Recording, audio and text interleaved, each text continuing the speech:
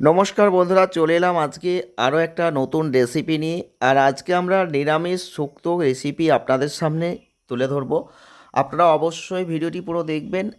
নিরামিষ শুক্তো রেসিপির জন্য যে সবজিগুলো নিয়েছি, কাঁচকলা, পটল, আলু, বেগুন, বড়ি, তো তার সাথে উচ্ছে।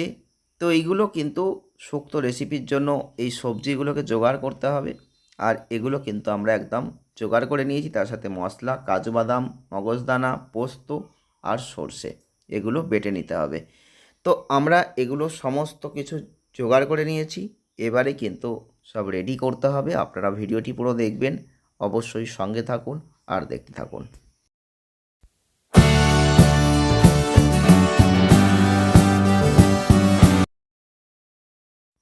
তো সমস্ত সবজি আমাদের কাটা কমপ্লিট হয়ে গেছে, আপনারা দেখতে পাচ্ছেন।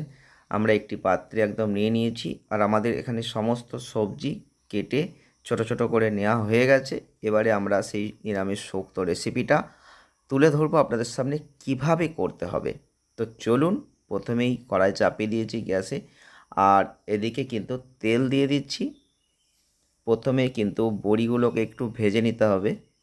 আর এদিকে মশলা বাটতে হবে সিলে, আপনারা অবশ্যই মিক্সি করে নিতে পারেন। বড়িগুলো প্রথমে একটু ভেঙে নিয়ে ভেজে নেওয়া হচ্ছে।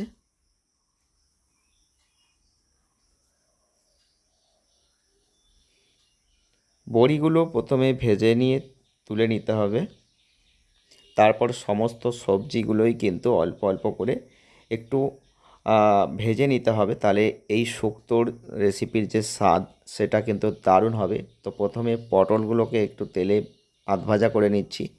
তো এরকম শুক্তোর যে সবজিগুলো থাকবে, প্রত্যেকটা সবজি কিন্তু হালকা করে একটু ভেজে নিতে হবে। যদি নেওয়া যায় তাহলে দারুণ টেস্ট ভাবটা কিন্তু আসবে।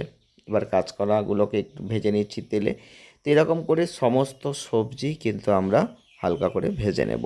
খুব বেশি লাল করে ভাজার দরকার নেই, খুব হালকা করে ভাজবেন, তাহলে টেস্ট ভাবটা দারুণ আসবে। আপনারা অবশ্যই যারা যারা নিরামিষ শুক্তো রেসিপি বাড়িতে বানিয়ে খাবেন, তাদের জন্য আজকের এই ভিডিওটি। আপনারা এইভাবে একবার করে দেখবেন, দারুণ লাগবে। তবে এবারে উচ্ছেগুলোকে ভেজে নিচ্ছি। উচ্ছেগুলো ভাজার সময় একটু অল্প করে লবণ আর হলুদ কিন্তু ছড়িয়ে দিলাম।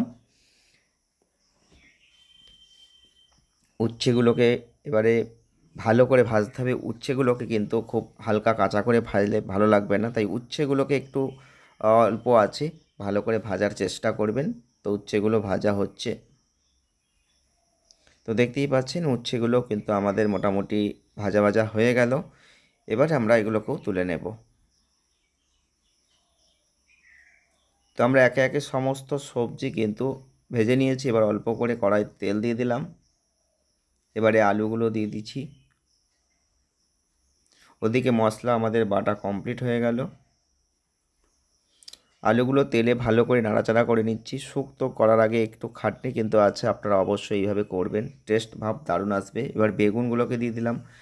তো এবারে একটু নাড়াচাড়া করব।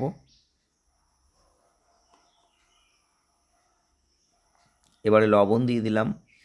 অবশ্যই এগুলো পরিমাণ মতো দেবেন। হলুদ দিয়ে দিলাম। লবণ এবং হলুদের পরিমাণটা আপনাকে আপনার সবজির পরিমাণ অনুযায়ী কিন্তু অবশ্যই একটা আন্দাজ করে নিতে হবে, সেই অনুযায়ী দিতে হবে। অল্প করে চিনি দিয়ে দিলাম।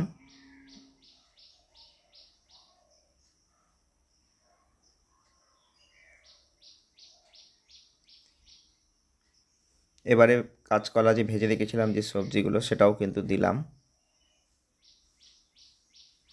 সব দিয়ে একত্রে নাড়াচাড়া করছি আমরা।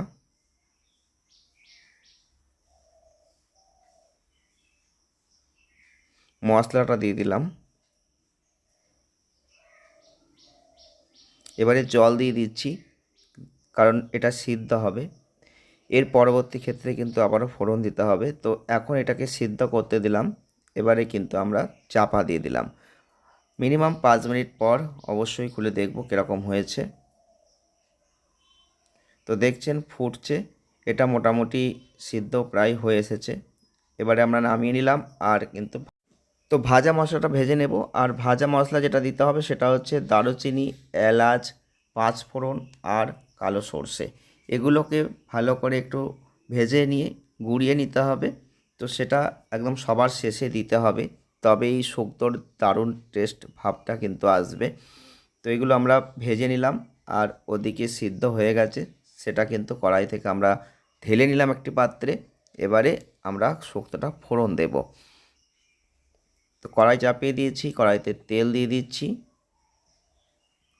এবারে 5 ফোড়ন দিয়ে দিলাম, তেজপাতা দিয়ে দিলাম,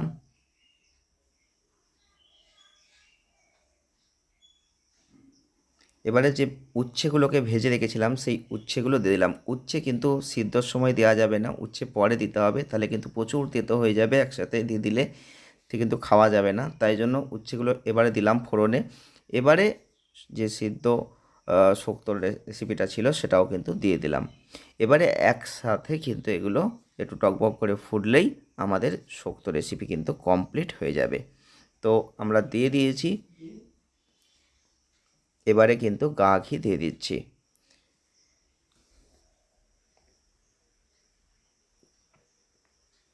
তো সমস্ত কিছু দেওয়া মোটামুটি হয়ে গেল। এবারে এটা ফুটবে, টকবক করে ফুটলেই কিন্তু আমাদের শুক্তো রেসিপি একদম কমপ্লিট হয়ে যাবে।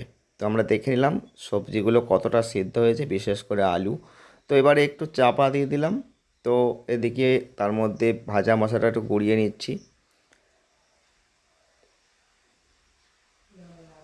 তো কমপ্লিট হয়ে গেল আমাদের শুক্তো রেসিপি। আমরা ভাজা মশলা গুঁড়িয়ে কিন্তু দিয়ে দিলাম শুক্তোর মধ্যে।